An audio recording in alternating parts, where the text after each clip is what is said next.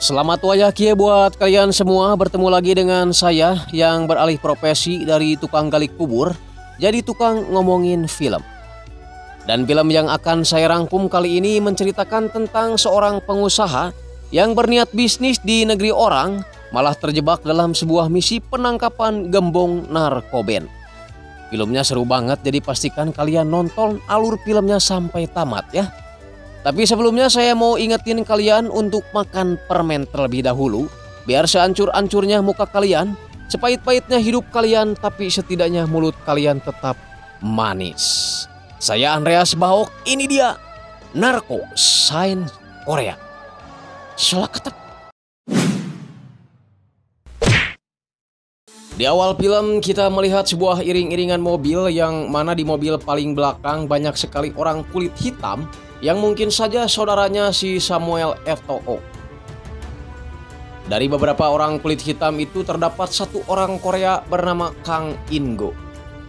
Selain untuk bisnis, Ingo pergi ke Suriname ini adalah untuk memata-matai peredaran narkoben yang ada di wilayah tersebut.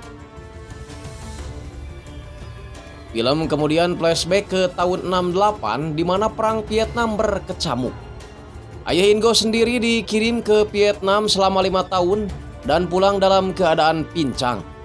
Sulitnya ekonomi keluarga membuat Ingo kecil masuk ke perguruan judo hanya karena ingin sekolah gratis dan makan gratis. Ingo harus menerima kenyataan pahit setelah tiba-tiba ibunya meninggal ketika sedang ngider jualan. Tak lama berselang ayahnya juga ikut menyusul ibunya setelah mengalami kecelakaan di jalan.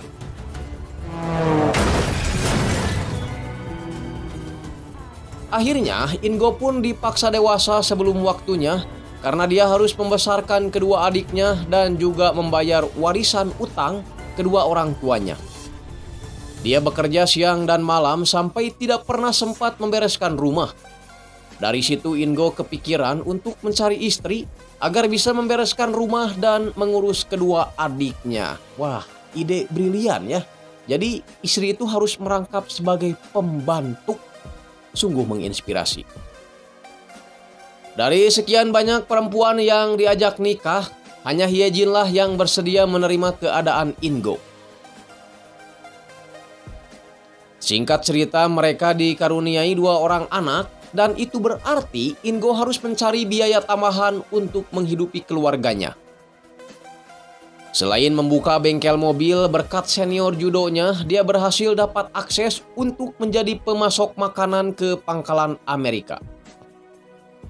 Hasil kerja kerasnya selama ini cukup membuahkan hasil setelah dirinya diangkat menjadi manajer di tempat hiburan dan mulai tinggal di rumah baru. Meskipun penghasilannya sudah lumayan, tapi Ingo selalu saja dibayang-bayangi dengan kehidupan miskinnya di masa lalu. Dia tidak ingin anak-anaknya merasakan apa yang dia rasakan waktu kecil. Sampai pada akhirnya Ingo bertemu dengan teman seperguruannya waktu kecil, yaitu Yung So. Meskipun penampilannya acak-adut dan bau mulut, tapi pengalamannya tak bisa diragukan lagi karena dia sering berlayar keliling dunia. Melihat ikan pari yang mereka makan kali ini sedang mahal, Yung So tiba-tiba teringat pada sebuah negara di mana penduduknya sama sekali tidak menyukai ikan pari. Ya, negara itu bernama Suriname. Yung So berhayal bagaimana ikan pari yang tidak disukai orang Suriname itu dibawa ke Korea. Tentunya mereka akan memperoleh keuntungan yang sangat besar karena mereka tidak perlu mengeluarkan uang untuk membeli, tapi bisa menjual dengan harga selangit. Ingo mulai membicarakan rencananya pergi ke Suriname pada istrinya. Namun sepertinya istrinya menolak dan lebih baik hidup miskin daripada harus melihat kedua anaknya hidup jauh dari ayahnya. Namun mengingat banyaknya masalah yang terjadi di tempat karaoke-nya, membuat Ingo nekat pergi ke Suriname menghayukan ajakan Yongsu berbisnis ikan pari di sana. Meskipun si Ingo ini sebenarnya masih meragukan kemampuan temannya itu dalam berbisnis. Toh, pas masih sekolah dulu si Yongsu ini adalah anak bodoh yang selalu mendapat peringkat terakhir di sekolah.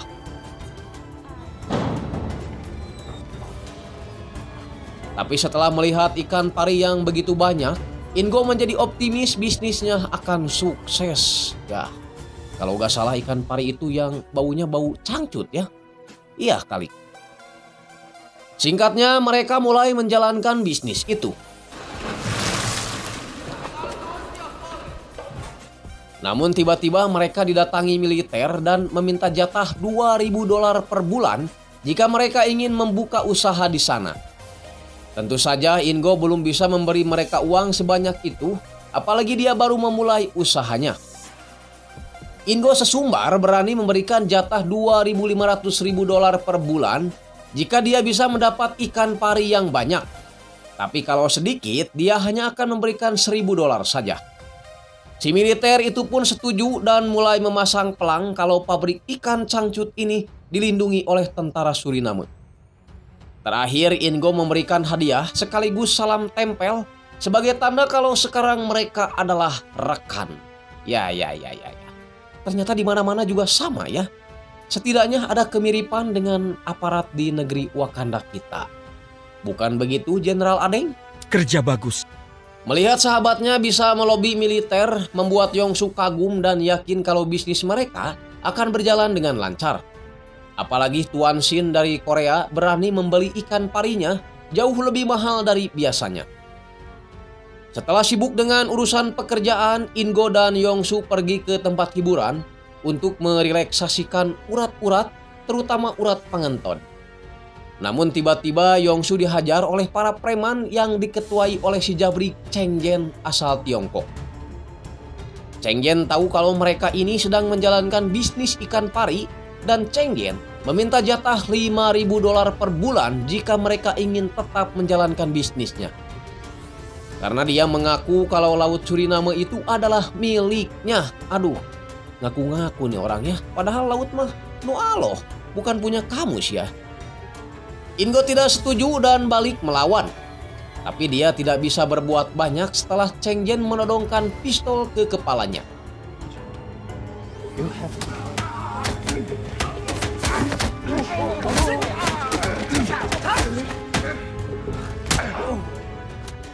Mereka pun disiksa dan Ingo kembali memberikan penawaran.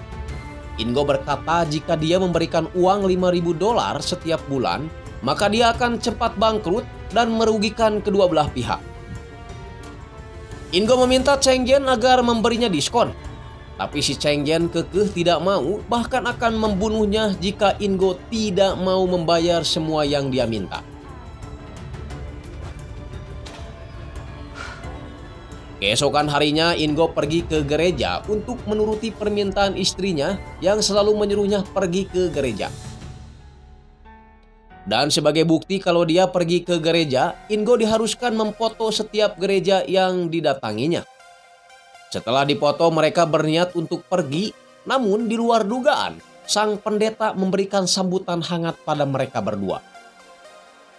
Bahkan Ingo dan Yongsu dianggap sebagai tamu istimewa.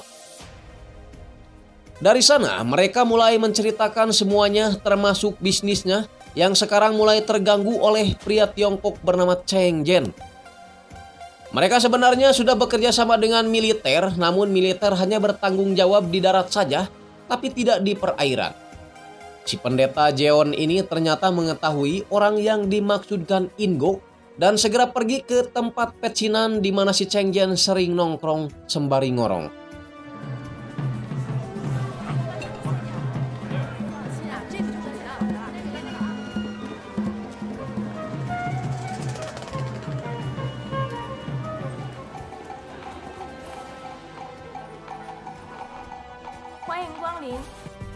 Tak lama kemudian si Cheng Yen datang dan si pendeta langsung memberikan khotbahnya dengan mengatakan kalau Ingo dan Yongsu adalah orang yang dikirim Tuhan untuk menangkap ikan pari di Suriname, maka Cheng Yen tidak boleh menghalangi mereka jika tidak mau disebut sebagai Amalek, yakni orang yang melanggar perintah Tuhan.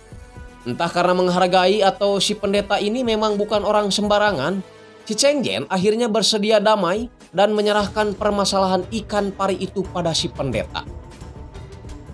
Bahkan sebelum pergi, sang preman juga sempat memberikan sebotol limun untuk dinikmati oleh si pendeta misterius itu.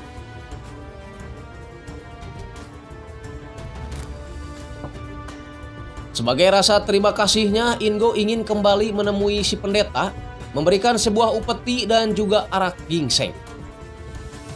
Malam harinya, masalah kembali datang setelah kapal yang membawa ikan pari mereka harus terhenti di Pulau Aruba karena petugas kelautan menemukan kokain di kapal mereka. Ingo menyuruh Yongsu untuk segera melapor ke bagian yuridiksi, sedangkan dia menelepon pendeta berharap bisa membantunya karena dekat dengan presiden. Si pendeta meminta Ingo untuk tetap tenang dan dia akan segera mencari solusinya. 네, 감사합니다, 목사님. 꼭 좀 부탁드리겠습니다. Namun, para petugas itu lebih cepat datang dan berniat menangkap Ingo.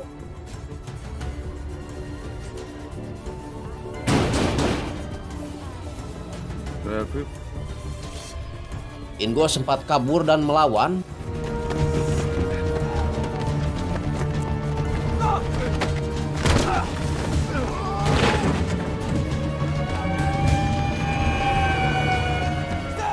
Meskipun pada akhirnya dia harus menyerah juga.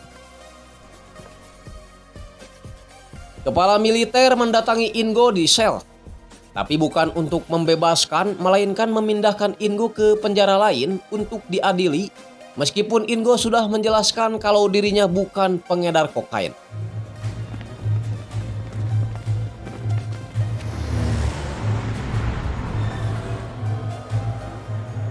Phone call, please. I need phone. Setibanya di lapas yang baru, Ingo menyogok salah satu sipir agar dia bisa menelepon istrinya dan menjelaskan semuanya.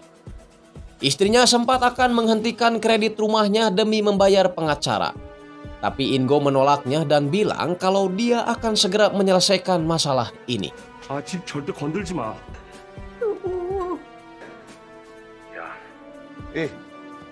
Hang up now. Tak lama setelah itu, si sipir kembali menagih uang sogokan sambil memberitahu kalau di ruang tunggu ada teman Ingo yang mau bertemu. Ingo tentu saja bingung karena dia sama sekali tidak mengenali orang tersebut. Orang itu SKSD seolah-olah sudah mengenali Ingo sejak lama. Kemudian dia berbisik bahwa dia dari Badan Intelijen Nasional, namanya Choi Chang-ho. Sambil memberikan uang tips pada si babang tampan, rupanya Chang-ho mengetahui apa yang dialami oleh Ingo sekarang. Dan itu tidak lain dan tidak bukan karena gara-gara pendeta Jeon. Rupanya gelar pendetanya itu hanyalah sebuah kedok, karena sebenarnya dia adalah bandar narkoba yang menguasai 60% peredaran narkoba di Eropa dan juga menjadi raja kokain di Suriname. Pada tahun 90 lalu, pemerintah Korea mengadakan operasi besar-besaran dengan menangkap semua pengedar sabu-sabu di Korea. Semua berhasil tertangkap, tapi tidak untuk gembongnya, yaitu si Jeon. Dia berhasil lolos membawa 10 kg sabu-sabu melewati gorong-gorong sejauh 14 km. Wow, kebayang ya duk-deknya dengan potol itu. Namanya kembali booming setelah 3 tahun yang lalu Jeon melakukan penipuan berkedok investasi pada para pengusaha.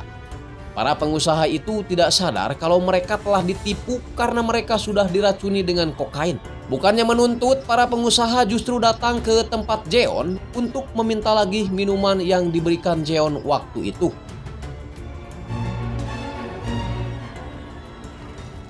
Jeon sebetulnya sudah berhasil ditangkap, bahkan disiksa habis-habisan layaknya bangsat hayam yang ketahuan warga. Tapi lagi-lagi uang menunjukkan kuasanya. Jeon menyogok kepala penyidik agar dia bisa kembali bebas dan mengubah metode pengedarannya dengan menjadi pendeta. Memanfaatkan jemaatnya yang banyak, dia pun bisa dengan mudah mengumpulkan pundi-pundi uang. 에는 전요한이 사기 활동으로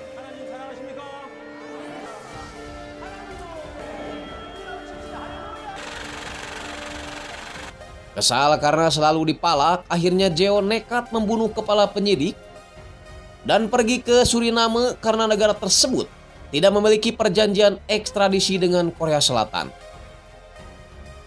Di sana Jeon akan mendekati seorang jenderal bernama Delano yang baru saja mengkudeta pemerintah dengan kekuatan militernya.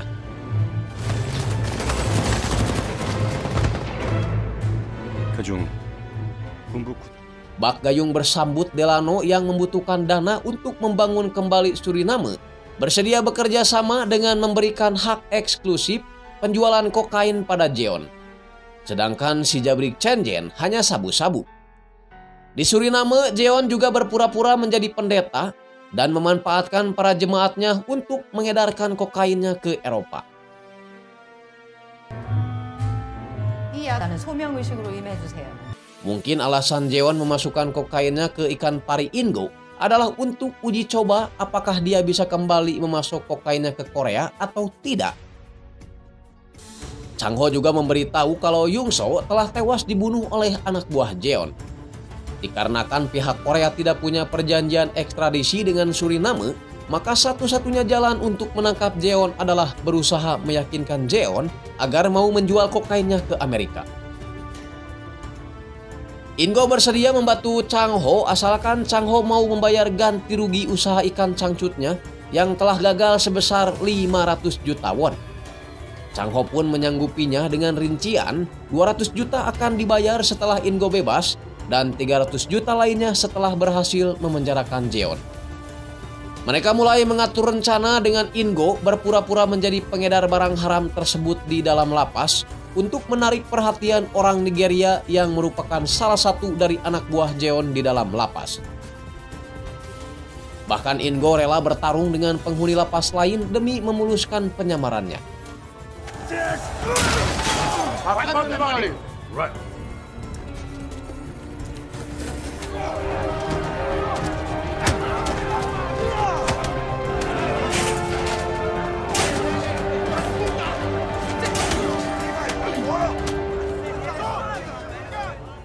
Tujuh bulan kemudian Ingo bebas dan langsung dijemput oleh Chang Ho untuk membahas langkah selanjutnya.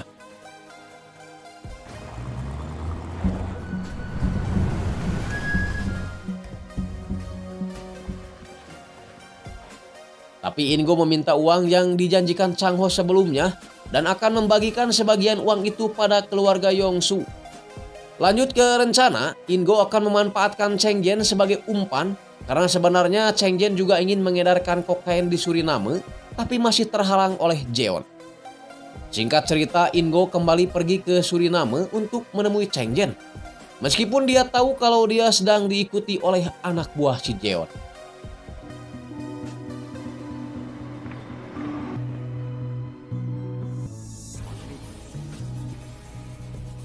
Cheng Jen sendiri kini sedang menyiksa anak buah yang mengkhianatinya dan akan membuat si pengkhianat itu jadi urab sampe. Sambil bermain kartu, Ingo mengutarakan niatnya kalau dia akan berbisnis kokain di Korea. Ingo ingin si jabrik bau badan ini menyuplai kokain kepadanya.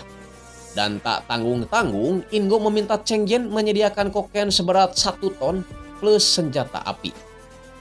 Cheng Jen sempat menawarkan sabu-sabu, tapi Ingo menegaskan tak ada kesepakatan tanpa kokain. Ingo iseng-iseng kembali ke tempat di mana dia pernah jualan ikan pari dan di sana dia melihat buku peninggalan Yong-su dan juga foto keluarganya. Di saat yang bersamaan, Cheng Jen menelepon dan menyuruhnya untuk datang ke pecinan. Seperti biasa, Ingo berangkat sambil diikuti oleh si Kim Tae, anak buah si Jeon. Sesampainya di sana, Cheng Jen hanya memberikan 2 bungkus bako saja, bukan 1 ton seperti yang diinginkan Ingo. Karena mungkin si Cheng Jen belum mempercayai Ingo. Tapi tiba-tiba di luar anak buah si pendeta memaksa masuk dan hampir terjadi baku tembak.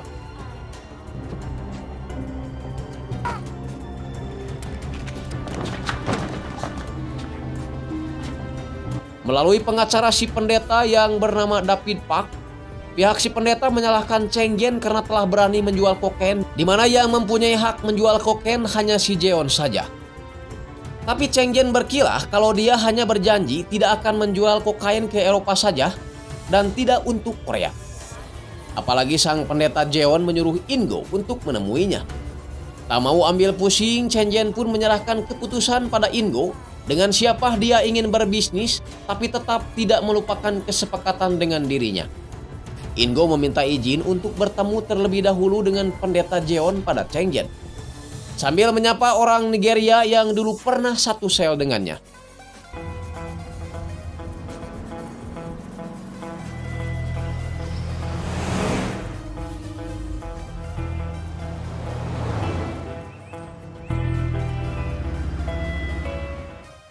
Sesampainya di sana, Jeon langsung menyapa Ingo seperti biasa dengan membawa-bawa nama Tuhan.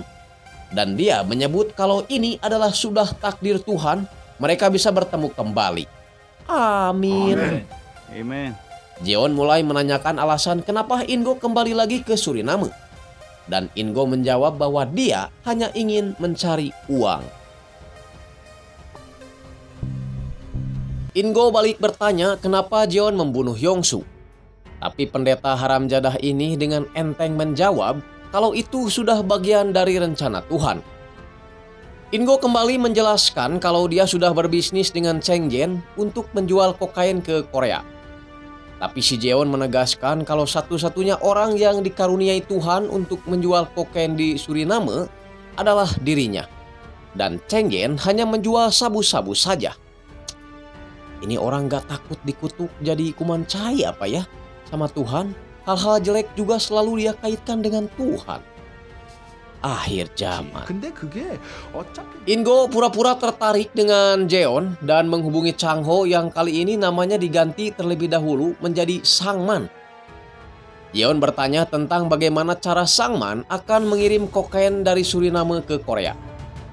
Sangman menjawab kalau pasukan AS di Korea banyak yang mengkonsumsi daging ayam yang dikirim dari Brazil. Jika mereka memasukkan kokain itu ke dalam daging ayam di sini, maka kokain itu akan sampai ke Itaewon dan Gangnam tanpa diperiksa oleh bea cukai. Merasa tertarik, Jeon ingin langsung membicarakan bisnis ini secara face to face. Tapi, dia tidak bisa datang ke Brazil karena sebagai pendeta yang sesat, tentu banyak jemaat yang membutuhkan khotbah-khotbah setannya. Dengan terpaksa Changho lah yang akan mendatangi Jeon ke Suriname.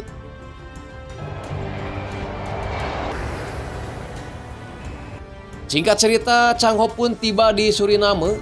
Selain disambut oleh David Park, Changho juga disambut spesial oleh para hansip dan juga 2 ucing gering atau PSK. 2 ucing gering ini benar-benar membuat bulu betis saya merinding. Aduh.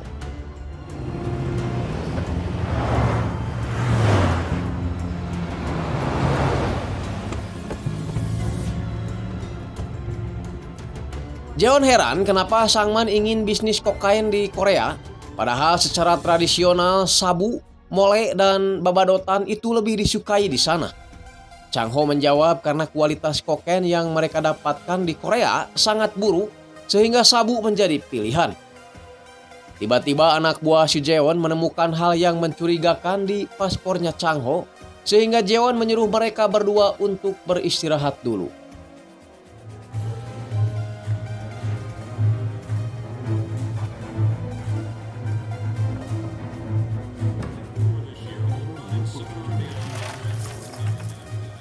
Tempat istirahat itu juga dilengkapi dengan penyadap suara sehingga mereka harus berhati-hati dalam bicara. Tak lama setelah itu, Jeon masuk ruangan dan menanyakan tentang kedatangan Changho atau Sangman 2 tahun lalu ke Suriname. 어떻게 된 겁니까? Changho mengaku kalau dia hanya ingin mencari kokain tapi tidak menemukannya sehingga dia harus pulang dengan tangan kosong. Ingo juga menambahkan kalau ide bisnis ikan pari itu berasal dari Sangman yang dulu pernah kemari. Tapi Jeon menemukan fakta baru tentang riwayat kunjungan Sangman yang pergi ke kedutaan AS di Suriname. Itu sama saja pencuri yang pergi ke kantor polisi untuk mencuri. Sangman menjawab kalau salah satu pegawai kedutaan itu adalah pengedar. Mereka bertemu di kedutaan karena si pengedar takut bertemu rentenir orang Tiongkok di mana dia punya utang besar. Bahkan Sangman juga mengaku tertipu karena orang tersebut hanya memiliki sabu-sabu bukan kokain yang Sangman cari. Orang itu bernama Douglas Herver. Sangman gadungan ini berpura-pura kecewa karena si Jeon akan menyelidiki dulu kebenaran perihal Douglas Herver sebelum meneruskan bisnis. David pun pergi menemui seseorang untuk mengetahui tentang sosok Douglas Harper yang tadi disebut oleh Chang Ho. Merasa takut kalau dia akan dijebak, Jeon berniat membatalkan bisnis itu dan menyuruh Kim Tae untuk mengeksekusi dua orang Korea itu.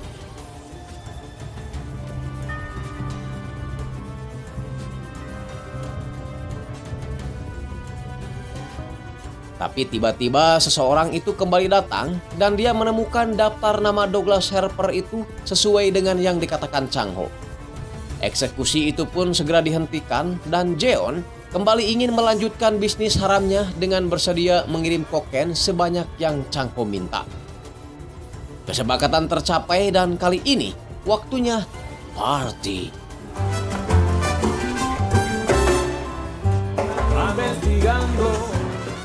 Chang Ho memberitahu In-go kalau sebenarnya mereka di Suriname ini tidak hanya berdua, karena ada agen bin lain, tapi mereka tidak boleh saling mengenal.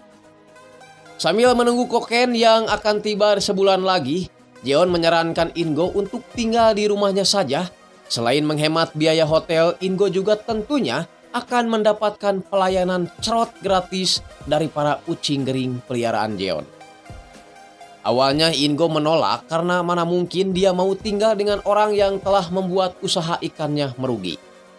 Tapi si Jeon mengklaim kalau sebenarnya kejadian itu tidak dia inginkan, apalagi dia juga rugi besar dalam penangkapan itu.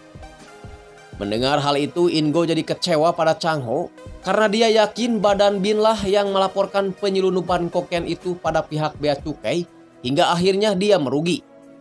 Bahkan In-go merasa dijebak karena berkat bin, dia akhirnya harus terjun dalam tugas seperti ini. Singkatnya, In-go pun tiba di rumah Jeon. Dan seperti biasa, Jeon menyuruh ucing geringnya untuk melayani tamunya. Namun In-go menolak dengan alasan kalau hari ini dia lagi ambeien. Setibanya di kamar, In-go memasang foto keluarganya sambil mengecek apa ruangan itu dilengkapi dengan sensor penyadap suara atau tidak. Namun tiba-tiba In-go melihat seorang wanita dan dua orang anak kecil dibawa ke suatu tempat.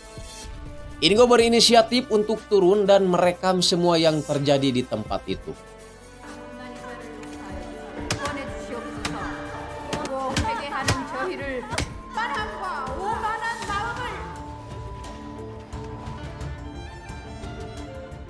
Tapi tiba-tiba Cheng Yen memberikan pesan dan meminta In-go untuk segera menemuinya. In-go juga melaporkan kejadian yang dilihatnya tadi pada Chang Ho, sekaligus memberitahu kalau dia akan menemui Cheng Yen. Di tempat lain, rombongan Jeon kini tengah menunggu kedatangan kokain yang mereka pesan dari Kolombia.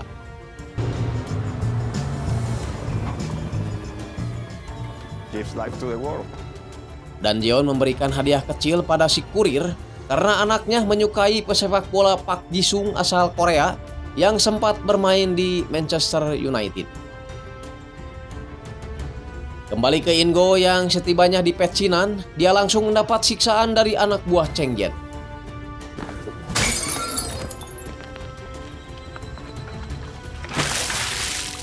Bahkan In-go akan dijadikan makan malam buaya karena telah memilih Jeon sebagai partner bisnisnya. Namun dia berhasil selamat ketika dia berjanji akan membunuh si Jeon sebelum pengiriman kokain sampai ke Korea.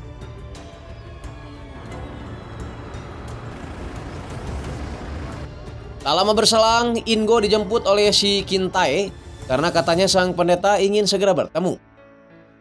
Sebelum pergi, In-go mengirim sinyal GPS-nya pada Chang Ho agar Chang Ho mengetahui kemana tempat yang akan mereka tuju. Apalagi In-go harus memakai tergos sepanjang perjalanan. Sinyal GPS tiba-tiba putus dan In-go tiba di sebuah gudang di mana kokain pesanannya udah siap edar. In-go pun memfoto kokain itu untuk dikirimkan pada Chang Ho. Dan Chang Ho senang karena merasa sudah berhasil menjebak pendeta cabul itu. Mereka pun akan segera berkomunikasi dengan bin Brazil dan segera mengirim uang muka sebesar $8 juta untuk Jeon.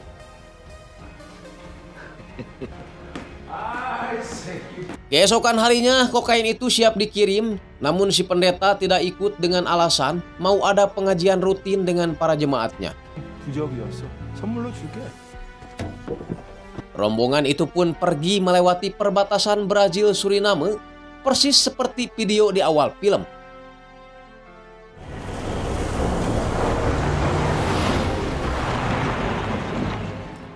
Singkatnya, kedua belah pihak pun bertemu dan mulai bertransaksi. Namun tiba-tiba tentara penjaga perbatasan Brazil datang menggerebek mereka.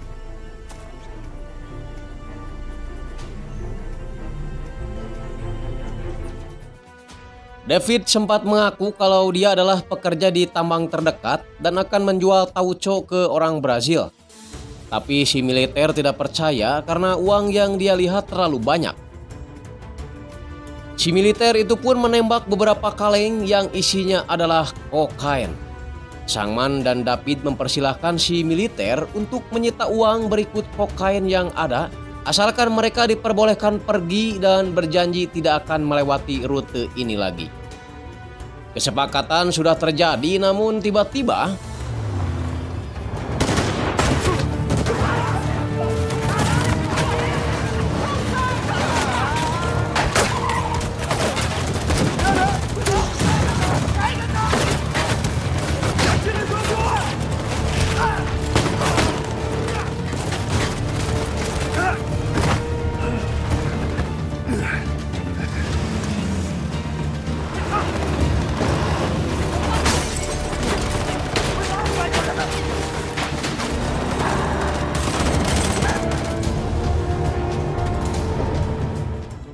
alhasil Jeon harus melihat banyak anak buahnya tewas dalam pertempuran itu.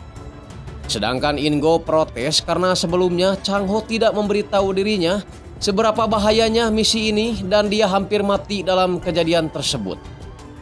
Lain kali Ingo ingin dialah yang menentukan rute dan kapan waktu untuk menangkap si Jeon.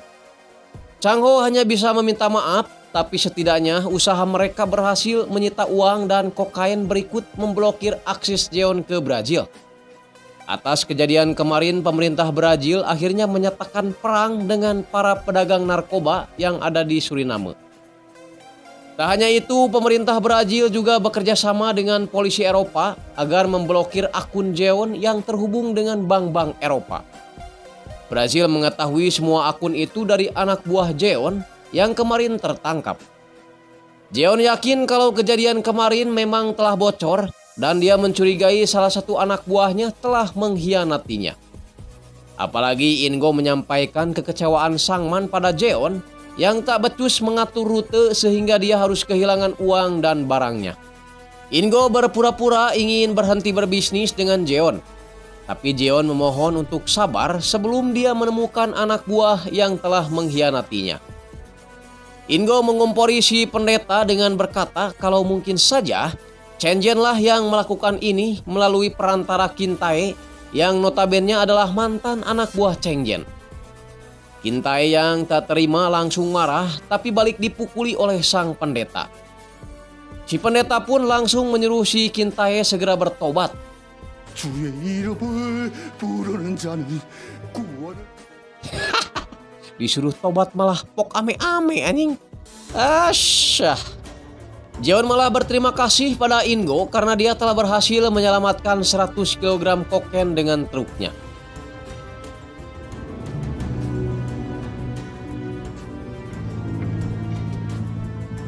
Kemudian Jeon mengenalkan Ingo pada Presiden Suriname sebagai pebisnis yang memiliki tempat hiburan besar di Korea. Dan dia ingin mengembangkan bisnisnya di Suriname bersama Presiden. Tapi terlebih dahulu Jeon ingin Presiden mengirim anggota Chen Jian ke Brazil karena dia yakin pihak Brazil tidak akan bisa membedakan mana orang Cina dan mana orang Korea. Dalam artian Jeon ingin menumbalkan pihak Chen Jian dalam kasus kemarin. My favorite kind of apple. Jeon juga mengajak Ingo pergi ke suatu tempat di mana tempat itu nantinya akan dia bangun sebagai pabrik produksi kokain karena dia sudah tidak mau bergantung lagi pada Kolombia. Dan Jeon ingin menjadikan Ingo sebagai direktur umum dengan keuntungan 10% dari hasil keseluruhan. Kalau semua itu terrealisasi, maka dipastikan Ingo akan menjadi orang kaya sekaligus tuan takur. Tuan tanah maksudnya.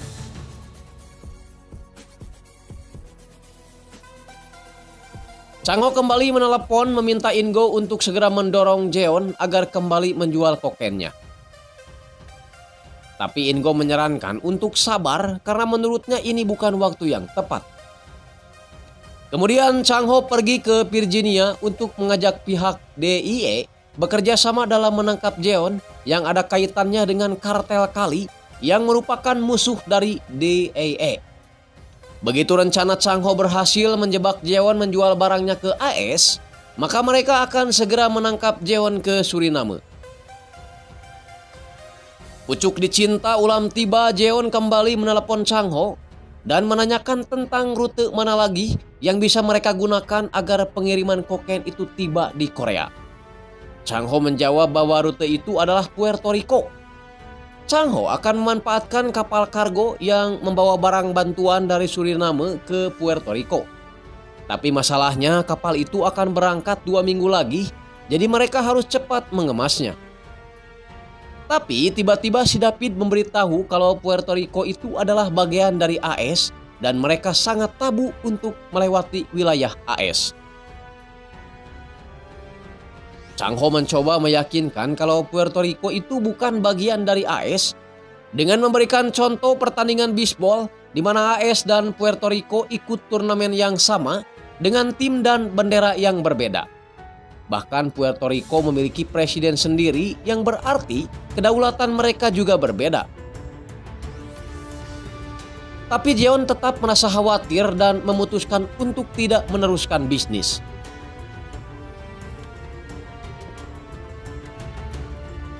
Rencana Chang Ho kembali gagal karena dia terlalu terburu-buru dan tidak mendengar nasihat Ingo untuk sabar.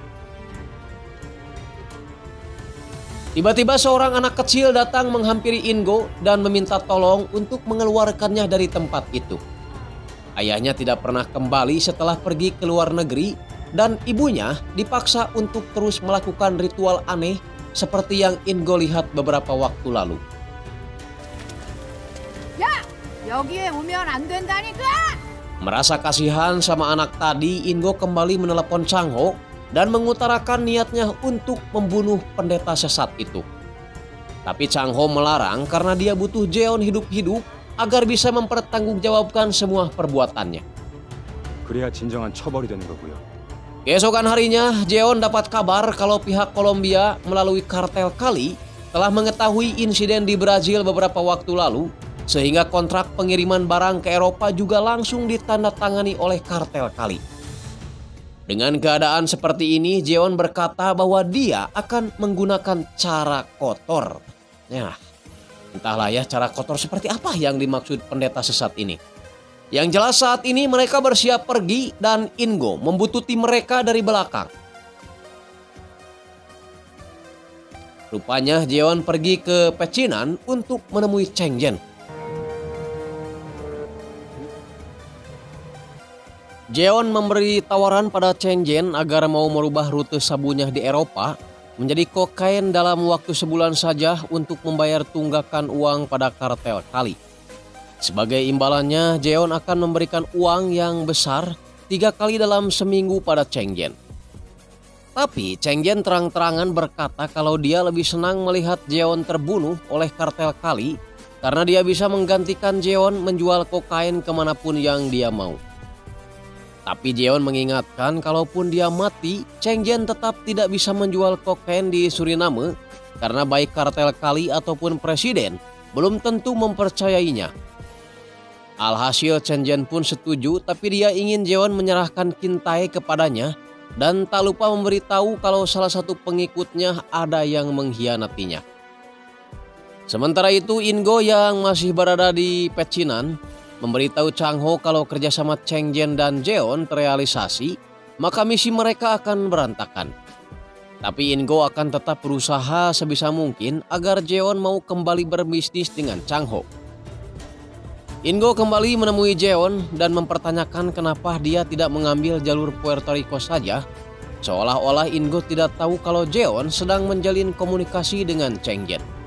Jeon menggambarkan tentang Pablo Escobar yang meskipun raja narkoba di dunia, tapi dia tetap mati ditembak oleh DEA Amerika Serikat. Jeon tahu kalau Puerto Rico bukanlah bagian dari AS, tapi mereka tetap harus melewati AS terlebih dahulu sebelum ke sana. Ingo yang kembali gagal membujuk Jeon tanpa sadar menyebut kalau Jeon adalah seorang pecundang, sehingga Jeon marah dan inilah yang terjadi. 아주 지독한 마귀의 씨였구나. Ingo dibawa oleh beberapa anak buah Jeon, tapi dia melawan dengan alasan kalau dia akan pergi ke rumah sakit untuk mengobati lukanya.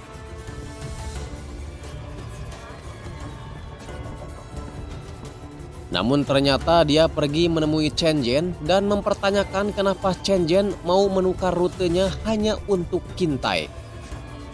Chen Jen menjawab kalau Kintae mengetahui kelemahan komplotannya, maka dari itu dia ingin Kintae tewas dan menurutnya itu bukanlah kerjasama yang buruk. Tapi Ingo mengingatkan Chen Jen tentang sosok Jeon yang mau melakukan apapun demi uang. Jika rute yang diberikan Chen Jen menguntungkan Jeon, maka Jeon tidak akan ragu lagi untuk menyingkirkan Chen Jen. Apalagi dia sedang berusaha membangun kerajaan kokain. Jika itu terrealisasi, maka Jeon akan menyingkirkan mereka berdua. Ingo memberikan Chen Jen pilihan mau mati dibunuh atau mereka yang membunuh Jeon berikut mengambil alih kerajaan kokain itu. Mengenai presiden dan kartel Kali, Ingo yakin dia bisa melobi mereka dengan satu bahasa, yaitu uang. Jangankan manusia ya, tuyul juga perlu uang untuk shopping gitu ya. Tiba-tiba Chen Jen dapat telepon dari David yang bersedia menyerahkan Kintae dan waktu penukaran akan mereka tentukan sebentar lagi.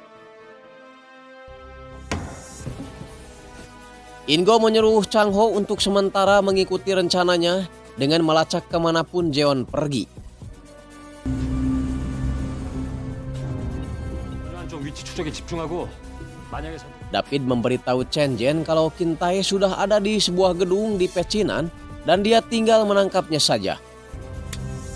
We are ready for that.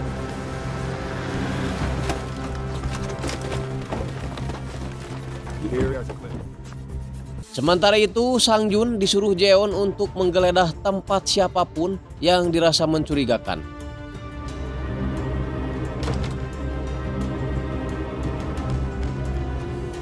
Anak buah Chen Jen yang ada di pecinan mulai bergerak untuk membunuh Kintae.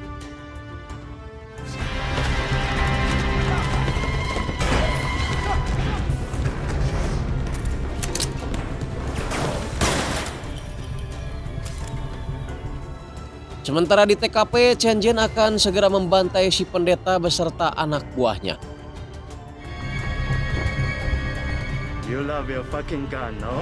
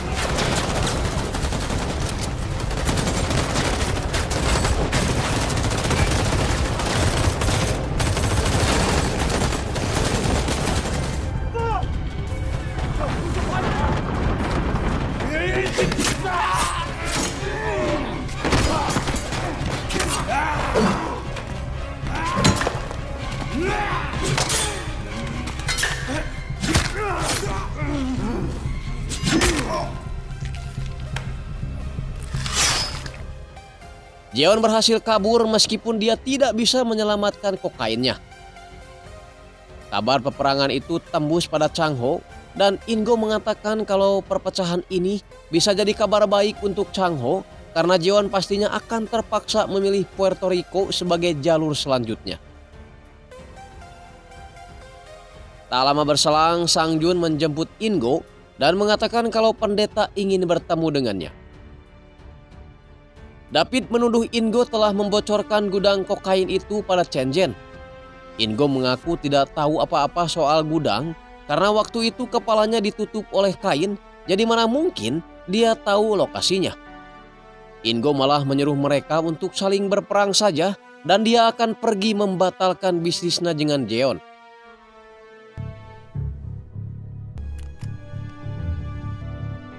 Jeon tiba-tiba membunuh David karena ketahuan merencanakan pembunuhan dirinya dengan Chen Zhen, dan bukti itu dia dapat dari HP David yang Sang Jun temukan di bagasi mobilnya. Tapi Jeon juga yakin kalau David tidak mungkin merencanakan ini sendirian. Dalam artian ada satu lagi orang terdekat Jeon yang mengkhianatinya. Ingo kembali mengalihkan perhatian dengan kembali membahas Puerto Rico. Jika dari awal Jeon mendengarkan sarannya, mungkin semua ini tidak akan terjadi. Dan ia akan mencari sendiri kokain itu ke pecinan.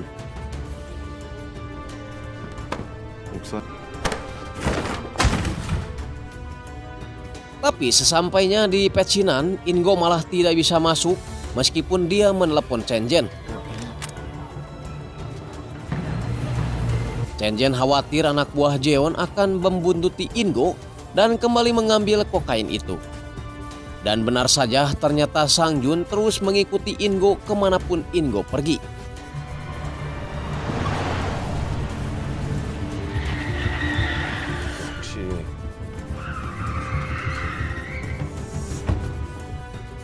Sampai pada akhirnya Kin Tae tiba-tiba menghampiri Ingo dan mengaku kalau dia adalah agen Bin juga, persis dengan apa yang pernah dikatakan Chang Ho beberapa waktu lalu. 김의원입니다. Chang Ho berharap Ingo bisa bekerja sama dengan agen Kin Tae dalam menangkap Jeon. 다시 연락드리겠습니다. Kin Tae menyayangkan dengan kejadian gudang kemarin yang hampir saja membuat Jeon tewas. Karena kalau Jeon tewas, semua rencana Bin untuk menangkap Jeon hidup-hidup akan berantakan. Kin Tae berusaha sebisa mungkin melindungi Ingo dari Jeon. Bahkan dia harus mengorbankan David agar Ingo bisa selamat.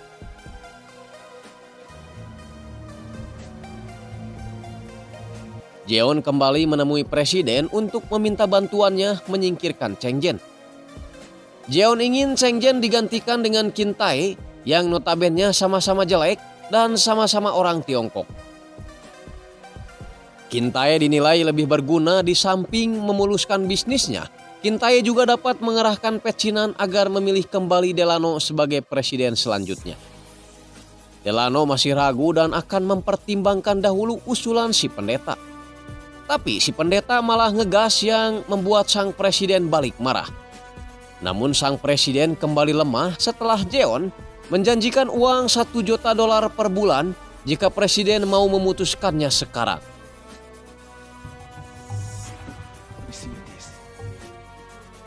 Alhasil Delano mengutus pasukan datang ke pecinan untuk mencari Chen Zhen.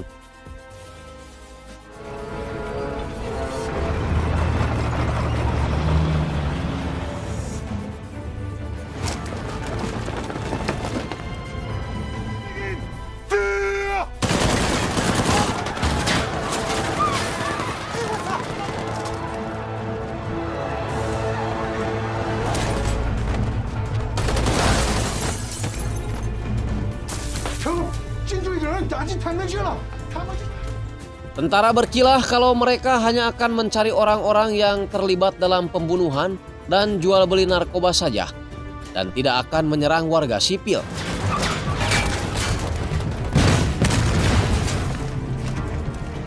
Ingo menelepon Chen Zhen untuk memberitahu posisinya karena dia akan menjemputnya.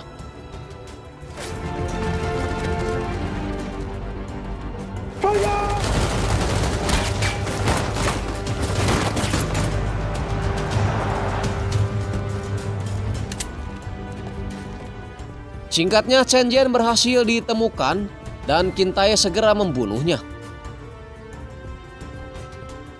Mereka berdua pun berhasil menemukan kokain yang selama ini disembunyikan Chen Zhen. Kejadian di pecinan itu membuat Presiden Suriname menjadi sorotan dunia karena dianggap telah memusnahkan perdagangan narkoba di Suriname. Begitupun dengan si pendeta yang melakukan syukuran karena telah berhasil menguasai pecinan berkat Ingo. Masalahnya sekarang orang-orang pecinan masih belum mau buka suara tentang rute mana yang selalu dilalui Chen untuk menjual sabu-sabunya. Sehingga tak ada cara lain bagi Jeon selain kembali berkomunikasi dengan Chang Ho dan menyetujui pengiriman kokainnya melalui Puerto Rico. Chang Ho akan memberikan seluruh uangnya setelah Ingo membawa barangnya. Kedua belah pihak telah sepakat dan Jeon akan mengirimkan kokainnya 3 jam dari sekarang. 앞으로 3시간이면 출발 가능합니다. Kesepakatan itu tentunya disambut gembira oleh pihak Bin karena mereka yakin sebentar lagi mereka bisa menangkap Jeon berikut barang bukti kejahatannya. Ingo tiba-tiba didatangi Jeon dan memperlihatkan kalau dia telah menggantung semua keluarganya. Dia juga melihat Yongsu berjalan ke arahnya tapi tidak berkata apapun. Ternyata itu hanyalah sebuah mimpi saja karena mungkin Ingo lupa baca doa sebelum tidur. Di tempat lain, Komandan DIE telah merancang skenario dengan akan menangkap Jeon ketika kokain itu dipastikan masuk ke kawasan AS. Dia menekankan supaya membawa Jeon hidup-hidup agar bisa diadili oleh AS dan juga Korea. Tak lupa Ingo juga mengabari keluarganya bahwa sebentar lagi dia akan pulang. Mereka pun bersiap pergi sambil melewati kebun kokain milik Jeon.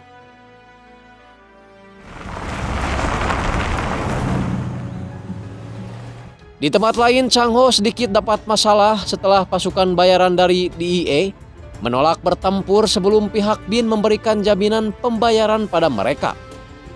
Chang Ho meminta bantuan Direktur Bin untuk membayar biaya yang diminta DIE dan berjanji akan segera membawa Jeon.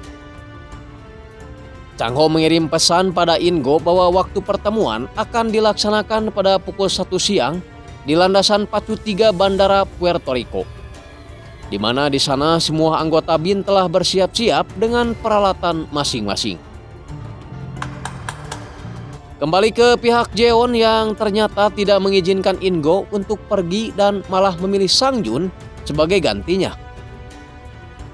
Hal itu membuat Ingo harus kembali melaporkan perubahan rencana itu pada Chang Ho. 오케이.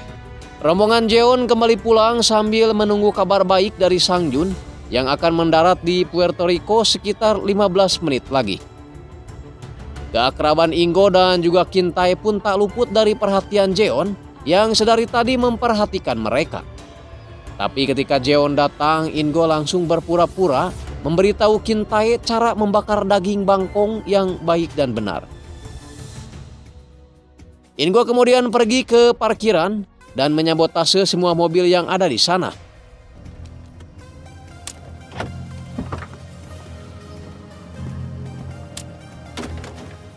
Ingo hampir ketahuan setelah 2 pengawal Jeon melihat gerak-gerik yang mencurigakan dari Ingo. Ingo langsung pura-pura nelpon sambil mencari batu alinya yang hilang di mobil. Kita ke Puerto Rico di mana pesawat yang membawa kokain itu telah mendarat dengan selamat. Sang Jun yang turun dengan membawa pengawal bersenjata meminta Chang Ho untuk memperlihatkan uangnya terlebih dahulu pada mereka. Chang Ho mengatakan kalau uangnya sudah disiapkan tapi tidak bisa diperiksa di luar. Takutnya membuat para petugas mencurigai mereka. Kepala DIE pun memberikan kode dengan mengetuk jam tangannya yang berarti mereka harus bersiap-siap dengan senjata. Sang Jun pun memarkirkan pesawatnya dan turun sekalian memeriksa uangnya.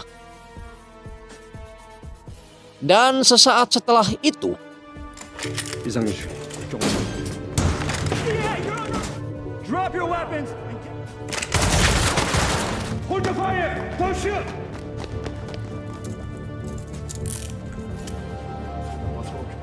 dengan adanya barang bukti transaksi yang dilakukan Jeon di Puerto Rico, maka pihak DIE berhak melakukan pengejaran pada Jeon meskipun Jeon sendiri tengah berada di Suriname.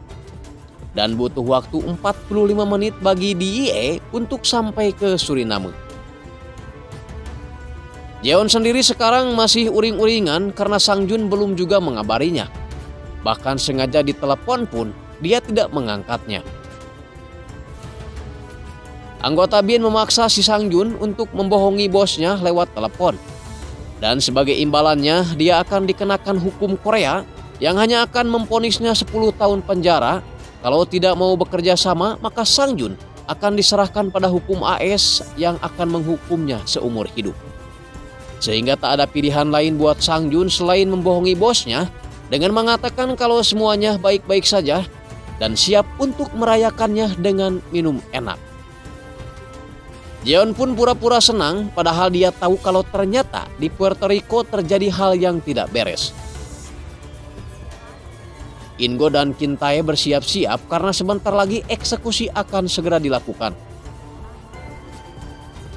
Dan benar saja Jeon mencurigai In-go telah bekerja sama dengan Chang-ho untuk mencuri kokainnya. Jeon mengetahuinya karena Sang Jun tiba-tiba mengajaknya pesta dan minum-minum padahal dia tidak suka alkohol. Tapi In-go santai saja dan menyuruh Jeon untuk menanyakan langsung pada pilot yang membawa Sang Jun. Tapi tiba-tiba Presiden Delano menelepon dan menyatakan bahwa berdasarkan laporan Tentara Angkatan Udara, semuanya baik-baik saja dan tidak ada masalah. Tapi tiba-tiba 2 kapal siluman milik Suriname mencoba mencegat heli milik DIE, tapi mereka mencoba koordinasi dengan mengatakan kalau mereka hanya akan menangkap gembong narkoba yang telah bertransaksi di AS.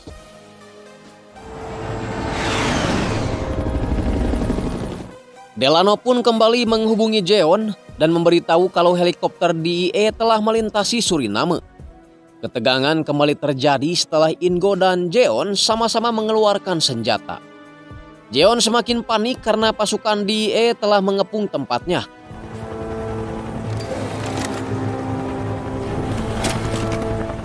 Dia menyuruh presiden untuk mengerahkan pasukannya, tapi sang presiden jelas menolak karena yang dihadapinya bukanlah kelas Timor Leste, melainkan tanah kelahiran si Rambo yaitu Amerika.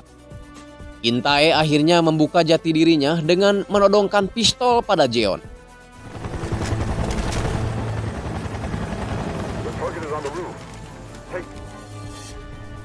On the rooftop, target secure. More men approaching from 3 o'clock. North building, 2, 4. Para sniper mulai menembaki anak buah si Jeon satu persatu, sehingga membuat si Jeon terpancing dan langsung menembak kaki si Kin-tae untuk meloloskan diri.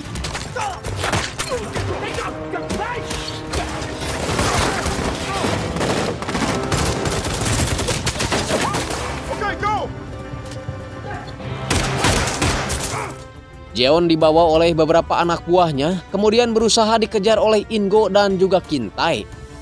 Tapi Kin-tae terpaksa harus mandi keringat dulu setelah dia dihadang oleh seekor kebo asal Nigeria. Sementara itu In-go juga ketinggalan karena Jeon telah berhasil kabur. Padahal mobil-mobil itu udah dikosletin sama In-go ya, tapi masih bisa jalan juga. Masih amatir berarti si In-go. Kembali ke Kin-tae yang meskipun sudah ripuh, tapi akhirnya berhasil mengalahkan kebo Nigeria itu.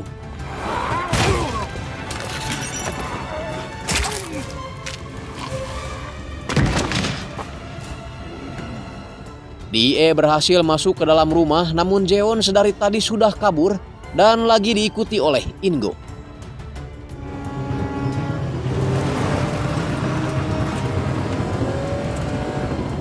The target is among them. I'll open fire.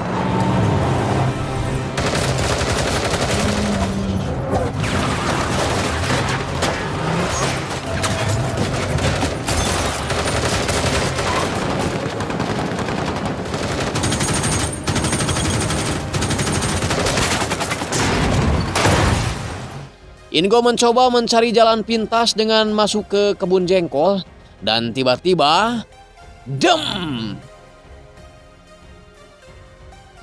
Si pendeta terus menarik pelatuknya karena ingin kabur naik perahu. In-go berusaha mengejar tapi dihalangi oleh si supir.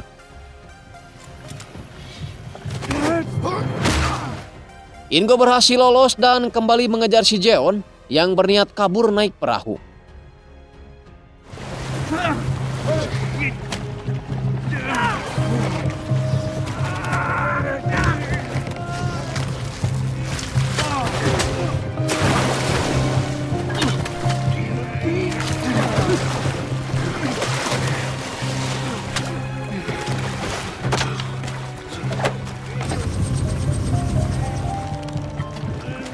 Jeon sempat di atas angin setelah dia menodongkan pistolnya pada Ingo. Namun ternyata pistol itu kehabisan bensin dan Ingo kembali melawannya. Namun pasukan DIE keburu datang dan menyuruh mereka untuk berhenti. Jeon sempat mengaku tidak tahu apa-apa karena dia hanyalah seorang pendeta. Tapi Jeon tak bisa mengelak lagi setelah Chang Ho datang dan langsung memborgolnya.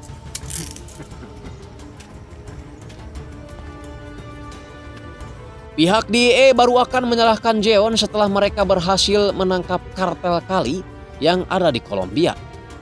Tak lupa Chang Ho berterima kasih pada Kin Tae dan juga Ingo yang telah bekerja keras selama ini.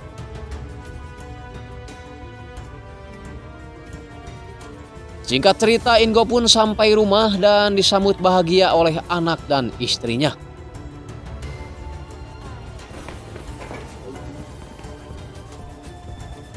Selama 6 bulan, Ingo kembali hidup normal dan kembali membuka usaha bengkelnya. Chang Ho datang mengunjunginya dan membicarakan bayaran yang pernah dijanjikannya. Ternyata pihak Pin tidak memberi Ingo uang tunai, melainkan menggantinya dengan 2 tempat bar yang bisa Ingo gunakan untuk usaha. Tapi dia menolaknya karena takut dia dipaksa kembali membantu Bin melakukan misi-misi berbahaya. Chang Ho memberitahu kalau Jeon hanya dihukum 10 tahun dan kali ini sedang mengajukan banding. Dia juga meminta Ingo untuk mengembalikan barang yang dulu pernah diberikannya, yaitu sebuah bola bisbol yang bertanda tangan pemain bisbol terkenal, yaitu Haji Mali. Film pun selesai. Oke teman-teman, itu tadi rangkuman film dari Narcosign Korea, full episode ya, dari 1 sampai 6. Mudah-mudahan kalian suka dan dapat memahami apa yang saya sampaikan. Berhubung filmnya sudah selesai, jadi silahkan lanjutkan lagi aktivitas kalian ya. Yang mau kerja silahkan kerja, yang mau tidur lagi silahkan lanjutkan tidurnya ya. Saya juga udah lapar, kebetulan ada yang ngirim bubur beras. Kayaknya enak nih kalau dicampur sama nasi. Coba dulu ya. Mantap. Saya Andreas Bok pamit. Wassalamualaikum warahmatullahi wabarakatuh. Adios, permios.